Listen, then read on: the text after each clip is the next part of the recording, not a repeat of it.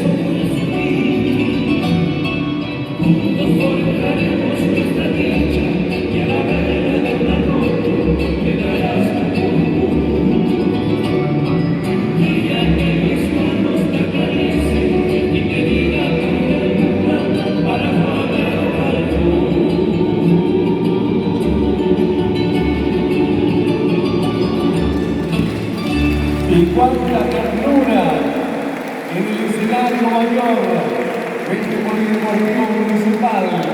Excelente la presentación de Milo Medina, Mila Ríos, Gala Fernández y Catherine Paredes. Cuánta dulzura en escenario de lo que nos puede regalar, como siempre, la Academia de Danzas Juan Villabote. Muchísimas gracias a estas bellas damas que han hecho una presentación pero extraordinaria.